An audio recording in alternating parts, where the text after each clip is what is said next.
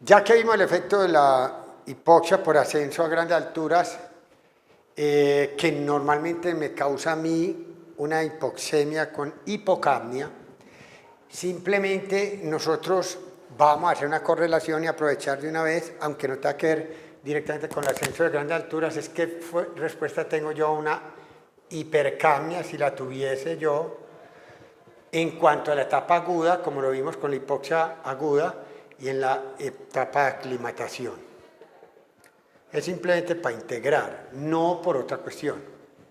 La hipercapnia, por lo tanto, es una presión arterial de CO2 elevado y siempre indica y siempre implica que yo tengo una PaO2 bajita, por la forma en que nosotros vimos que era la curva de disociación de hemoglobina, que era sigmoidea contra la forma muy recta de la del CO2.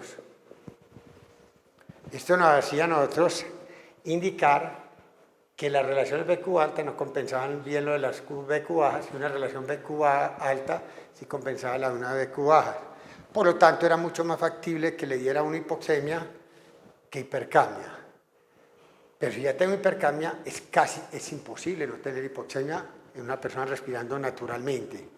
Por lo tanto, en la respuesta aguda, aquí no hay un enfrentamiento. Aquí tengo PaO2 bajito, estimulando mis quimioreceptores periféricos. Y aquí tengo mi presión arterial de CO2 alta, estimulando mis quimioreceptores centrales y algo de los periféricos, de los cuales no muy potentes, pero las dos respuestas no van enfrentadas, sino que se potencian.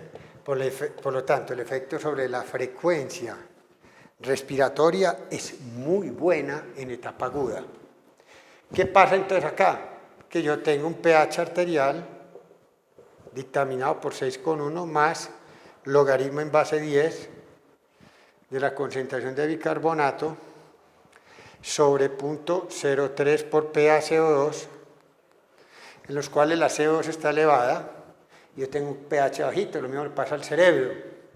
Bueno, ¿qué problema hay con este? Por ahora nada, lo que pasa es que en 24, 48 horas yo empiezo a aumentar, el riñón empieza a reabsorber bicarbonato a nivel renal, túbulo proximal principalmente y otras partes del riñón también, y posteriormente aumento el bicarbonato en sangre, se demora, como se demora todo lo que tenga que pasar la barrera hematoencefálica, en 24 o 48 horas yo tendré que ir aumentando la concentración de bicarbonato a nivel cerebral. Entonces la cuestión es que una vez entre bicarbonato a nivel cerebral me va a buferizar varios de los hidroaniones libres que yo tenía en el líquido cefalorraquídeo en el intestino y por lo tanto mi respuesta respiratoria es muy baja, no es buena. El estímulo inicial no es bueno y prácticamente yo quedo aclimatado con una respuesta muy baja a la hipoxemia, a la hipercapnia, perdón.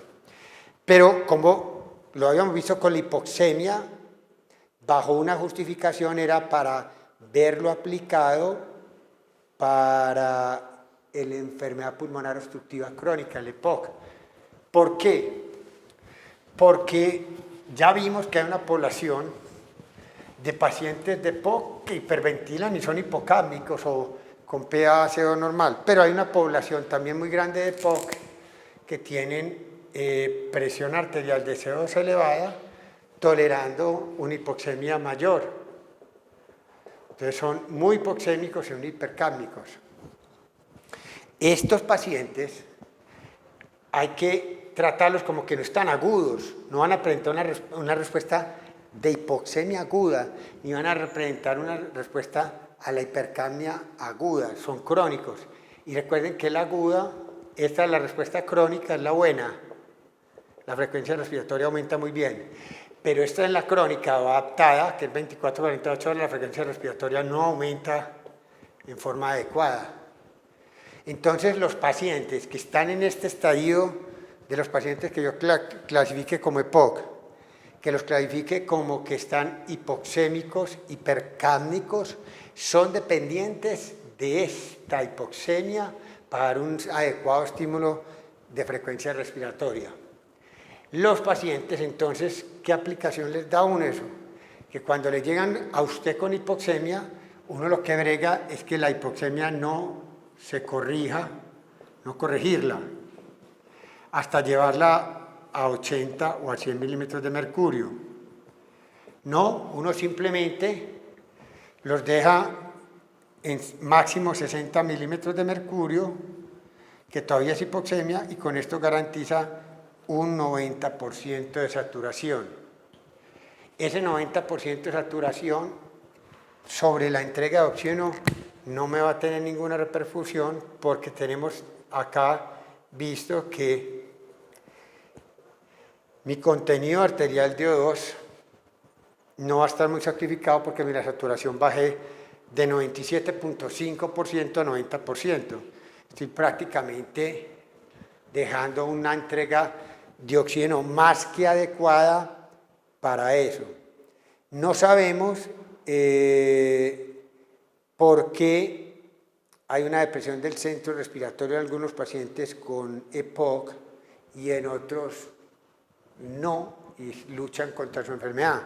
Es decir, porque tenemos los llamados abotagados azules perezosos, que se acostumbran a respirar menos frecuente y a tolerar más grado de hipoxemia e hipercapnia, en vista de pronto de que el trabajo respiratorio es muy marcado y su centro respiratorio no responde bien a las órdenes del bulbo raquídeo. Y porque hay otros pacientes que se llamamos sopladores rosados, que son frecuentemente respiradores con frecuencias respiratorias altas y con unos gases arteriales no perfectos, pero sí menos hipoxémicos y con hipocapnia incluso. Eso no se ha visto, pero hay que saber que hay las dos poblaciones de lo que pasa. Cuando yo suministro una presión arterial de oxígeno y pongo esto en 80, 90, 100, estoy quitando este estímulo. Y el paciente de una queda sin dar la orden de respirar más, porque esto ya no está bien diseñada. Entonces empieza a hipoventilar de forma aguda, a retener CO2. Y si el CO2 pasa de 80 milímetros de mercurio, de presión arterial de CO2 mayor de 80 milímetros de mercurio, y más si se aproxima a 100, puede producirse lo que llama una narcosis de CO2, que el CO2 se vuelve un depresor del centro respiratorio, y ese paciente lo que le va a dar es un paro respiratorio por la misma intoxicación por CO2. Algunos dicen que de todas maneras, cada vez que uno suministra el oxígeno, es inevitable que el CO2 suba algo. ¿Por qué? Porque vos estás haciendo esto a pulmones que tienen relaciones BQ bajas. Al darle FiO2 alto, por acá va a entrar tarde o temprano y esto va a mejorar. Por la ventilación no sigue siendo muy buena, de todas maneras. Entonces, si usted le mete FiO2 a esto, va a mejorar esta vasoconstricción pulmonar que tenía antes hipóxica, y va a hacer una vasodilatación, y va a entrar un chorrero de sangre a una zona que no está muy bien ventilada. Entonces, en ese orden de ideas, mejorar el flujo a zonas que no estén muy bien ventiladas, en el fondo es promoverle un poquito la hipercapnia a esas unidades. Si el paciente alcanza a deprimir el centro respiratorio por un suministro de oxígeno en demasiada concentración, no se aconseja quitarle el suministro de oxígeno, porque quitar el suministro de oxígeno en un paciente que está en ese momento hipoxémico, hipercápnico, le puede producir una arritmia mortal. Más bien lo deja suministrando el oxígeno y le pone un ventilador y lo va destetando lentamente, disminuyendo la frecuencia respiratoria. Y de esa manera pues va bajando otra vez la presión arterial de O2 a unos niveles menos graves. Con esto entonces, muchachos, sí hemos culminado lo que hemos llamado el enfoque del paciente con enfermedad de grandes alturas y su aplicación a la respuesta hipoxémico-hipercapnia frente a los pacientes con EPOC.